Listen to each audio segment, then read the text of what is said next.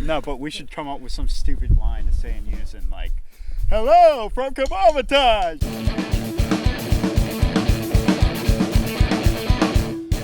Salutations from Kabob-O-Taj. We're here at Mr. Eden's studio, weighing in with... Did you just say Mystery Done? Mr. Eden? Mystery Todd. Mr. Eden? Okay, Wes, come here. Come here.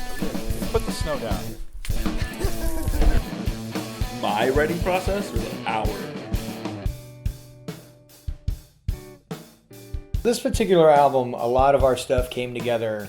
We brought a lot of songs that came right to the table, almost entirely written. Ryan had some that he had written all the guitar parts and had lyrics for, and Rob wrote Iceberg and brought generally the guitar part, which is 90% of our instrumental work, right to the table, and of course wrote the drums himself. This was the first time I thought about how things were connected across the whole album. Like with Nod, we kind of tried to make it cohesive after the fact with interludes and stuff. This time I feel like I tried to think about the record as a whole piece. My writing has been a lot more reactionary. It's not like the last record where I had 2 songs that I actually wrote out a lot of the structure and all that stuff.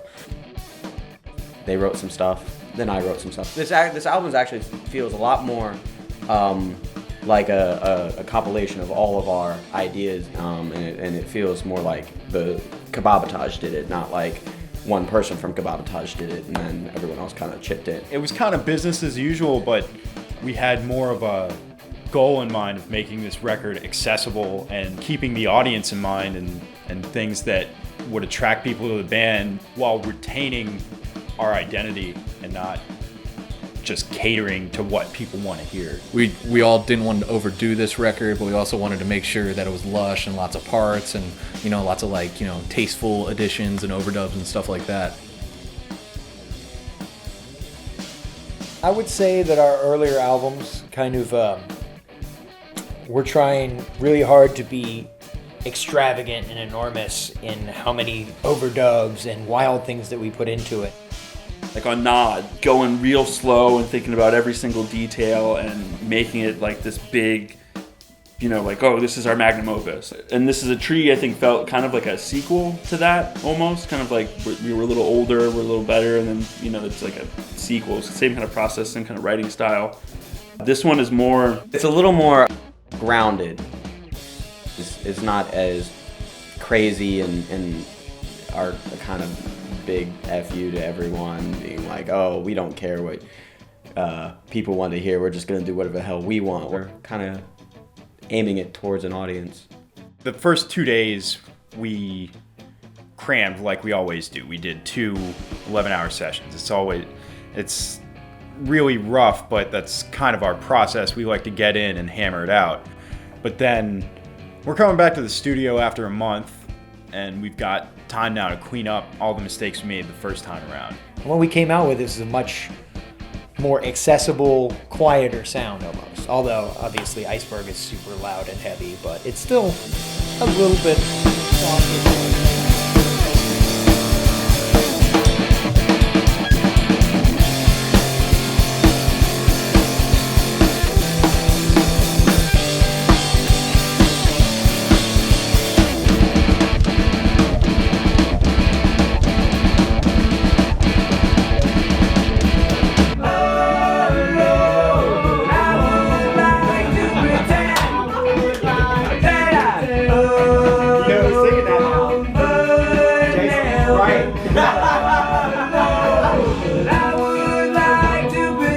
We didn't record Your Place with a metronome, and when we wanted to, we were pushing and pulling on beats in different kinds of ways, trying to kind of go for like a wonky or whatever, like stretch time, different levels of swing, D'Angelo kind of, that kind of thing.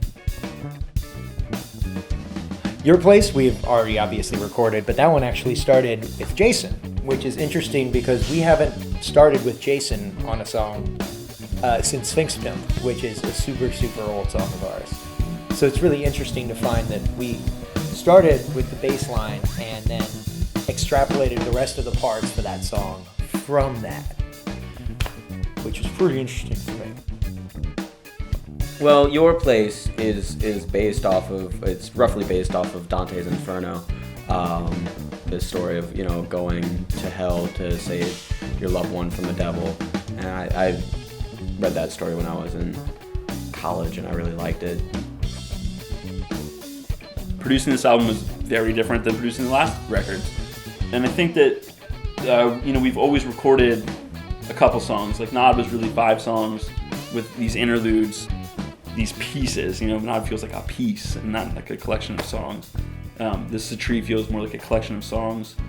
And this one is a collection of songs, but even though it's almost the same length probably as everything else we've done, it feels like an EP, or at least we're more honest with ourselves about it being an EP.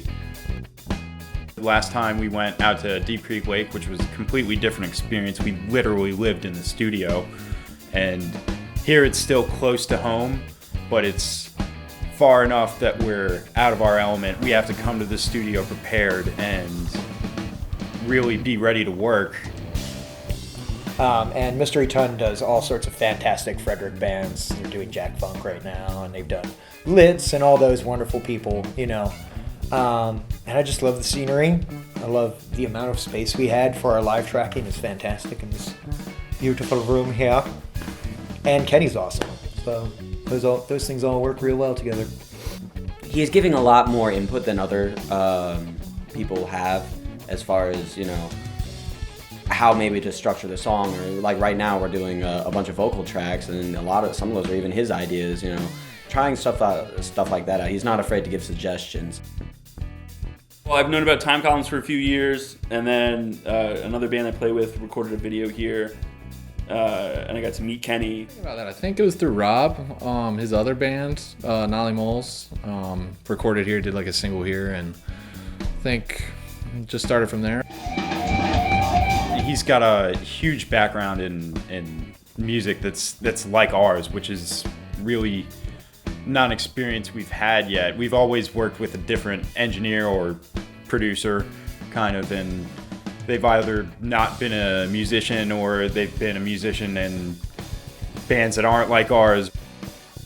So far, I've really enjoyed Mystery Ton Studios. It's been one of the best studio experiences that I've had so far. He really likes to push the vocals to be on point, rather than just, you know, doing a few takes and saying, hey, we'll fix it in post.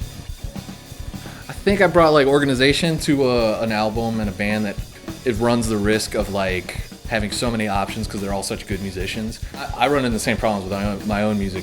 There's a difference between like, should I do something because I can do something, or should I do something because that's what the music calls for?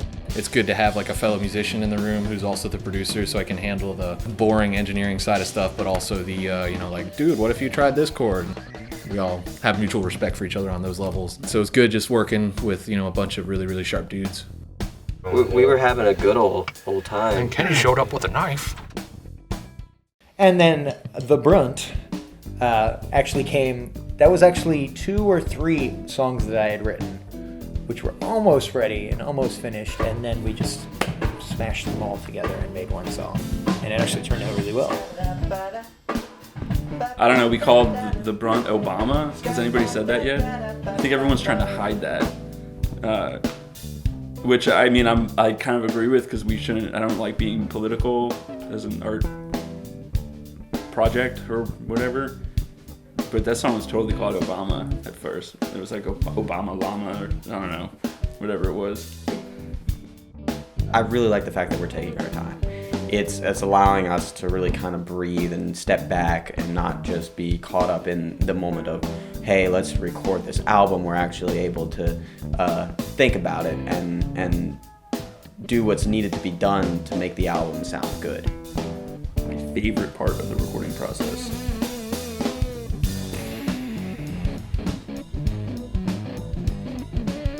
I don't know, just hearing it work out.